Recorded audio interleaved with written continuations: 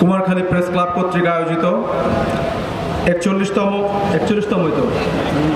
41তম প্রতিষ্ঠা বার্ষিকীর আজকের আয়োজন।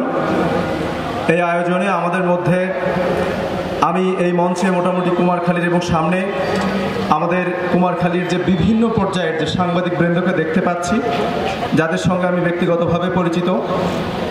আমি ধন্যবাদ জানাই যে আমাদের কুষ্টিয়া প্রেস ক্লাব থেকে বিভিন্ন পর্যায়ের আমাদের যে সাংবাদিক ভাইরা এসেছেন, তাদেরকে ধন্যবাদ জানাই যে কুমারখালী প্রেস ক্লাবের এই প্রতিষ্ঠা বার্ষিকীর উদযাপনে আপনারা অংশগ্রহণ করেছেন এবং আপনাদের সরব উপস্থিতি আমাদের এই কুমারখালীকে আরও বেশি সম্মানিত করেছে।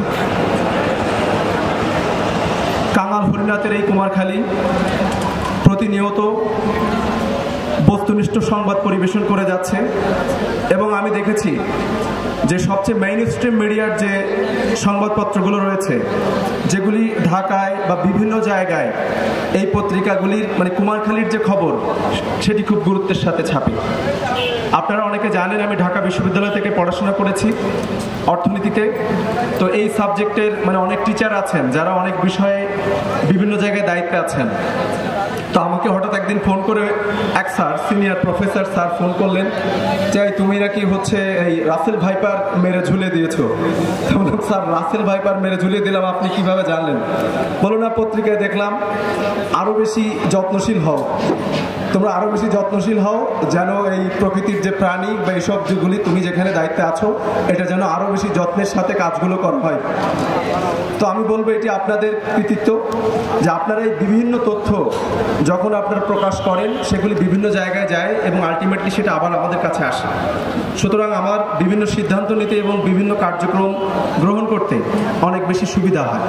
সেক্ষেত্রে কুমারখালী প্রেস ক্লাবকে আমি ধন্যবাদ জানাই যে অত্যন্ত বস্তুনিষ্ঠ এবং সময় উপযোগী সংবাদ প্রতিনিয়ত তারা পরিবেশন করে যাচ্ছে।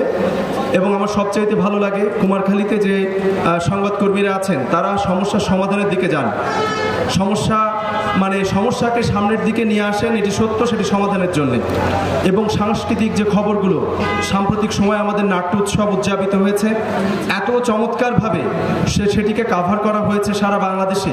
আমার কাছে ঢাকা থেকে অনেকগুলি ফোন কল এসেছে যে তোমার এই প্রোগ্রামটা আমরা মিডিয়ার মাধ্যমে জানতে পেরেছি এবং অত্যন্ত চমৎকার প্রোগ্রাম হয়েছে। তো আমি এজন্যে আপনাদেরকে ধন্যবাদ জানাই। আজকে আমাদের মঞ্চে কুমারখালী উপজেলার বিভিন্ন পর্যায়ের নেতৃবৃন্দরা উপস্থিত আছেন, রাজনৈতিক দলের নেতৃবৃন্দরা উপস্থিত আছেন।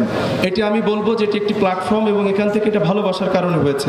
কুমারখালী প্রেস ক্লাবকে সবাই ভালোবাসেন, যার প্রেক্ষাপট বিবেচনায় করেই আপনারা এখানে এসেছেন।